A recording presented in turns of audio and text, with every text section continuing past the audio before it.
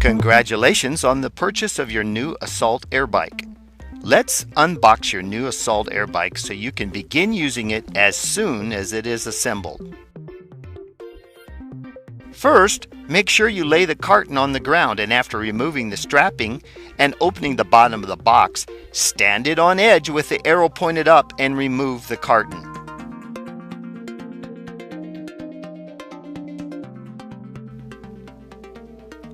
You will notice that the parts are wrapped in plastic and protected in styrofoam.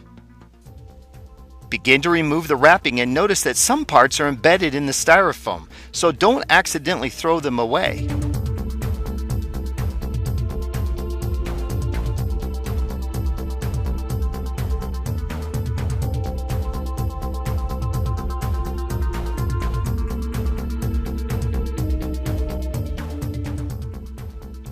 After you have removed all the loose parts, lay them out so you can find them quickly during the assembly process.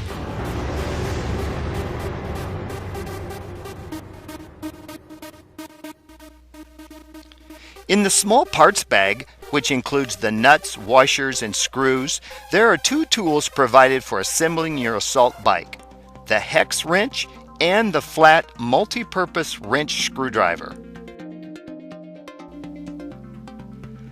The first step in the assembly is to remove the red transport tube and the nuts and screws.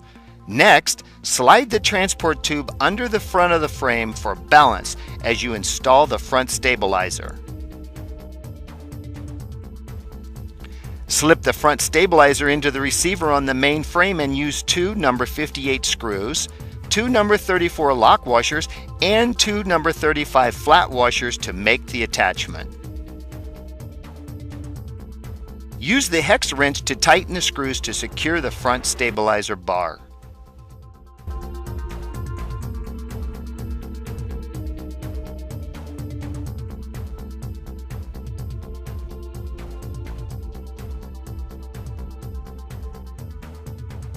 To assist in balancing the bike, move the red transport tube to the rear of the bike to prop it up so you can make the installation of the red stabilizer easier. Use two number 58 screws, two number 34 lock washers, and two number 35 flat washers to attach the rear stabilizer to the receiver on the main frame and tighten the screws using the hex wrench. You now can discard the red transport tube and the screws that came with it.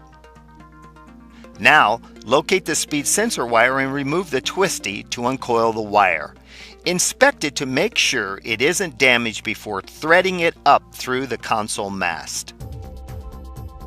Make sure the speed sensor wire isn't pinched between the frame and the mast as you use two number 58 screws, two number 34 lock washers, and two number 35 flat washers to install the console mast on top of the frame. Use the hex wrench on the screws, making sure the console mast is secured.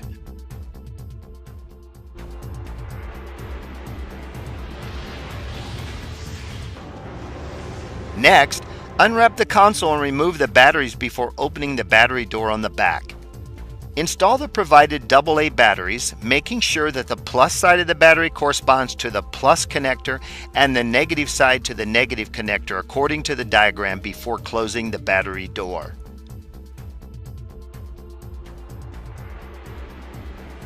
Using the multi-purpose wrench screwdriver, remove the four Phillips screws from the back of the electronic computer console.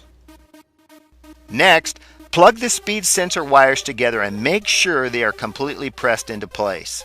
Then feed the excess wire down inside the computer mast. Use the four Phillips screws removed from the back of the console to affix the console to the console mast. Don't pinch the speed cable as you install the console. Now you're ready for the handlebar assemblies. Remove the protective foam from the left and right side of the bike that is securing the pedal support tubes. Starting on the left side, locate the left handlebar assembly and install it, rotating the peg clockwise. Make sure the peg is being threaded on straight so you don't cross-thread it.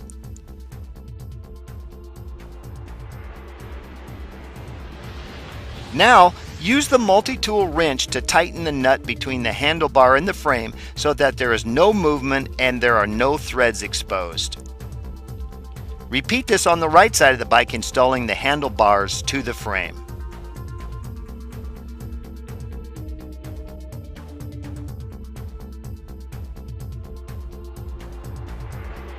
Now, find two number 37 pivot pins, 4 number 84 washers, and 2 number 85 lock nuts, which will be used to install the linkage arms to the handlebar bottom ends. Using one number 37 pivot pin and one number 84 washer, insert into the handlebar toward the frame. Next, attach the linkage arm to the pivot pin, then, using a number 84 washer and a number 85 lock nut, complete the attachment process. Use both the multi-tool and the hex wrench to tighten the pivot pin and the lock nut. Make sure there is no extra play in the movement of the linkage. Repeat this step for the right side of the bike to install the linkage.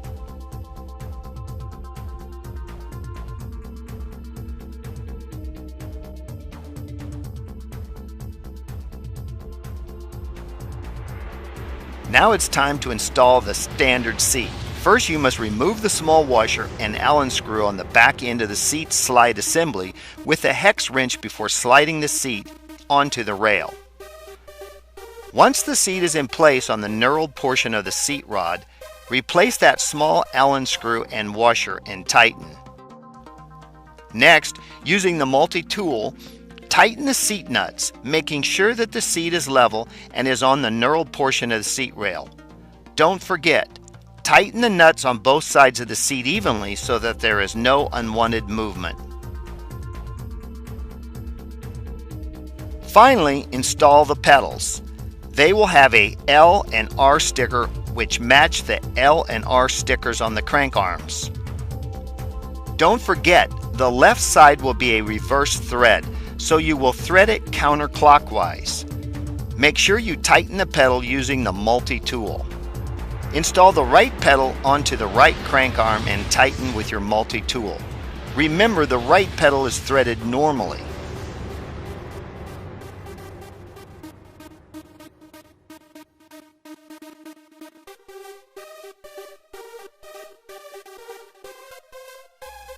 Finally, use the hex tool to tighten the locking nut on each pedal.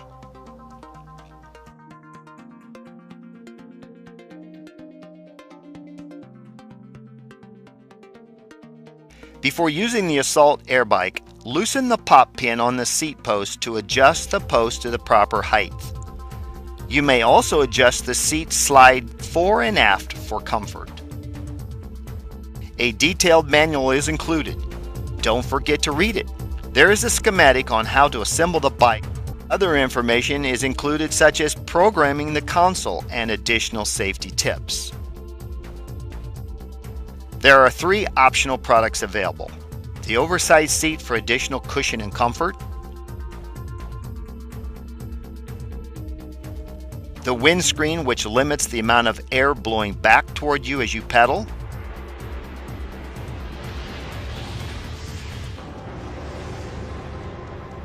and a custom cup holder which fits between the electronic console and the console mast. Now that you have your Assault Air Bike assembled, have fun and enjoy.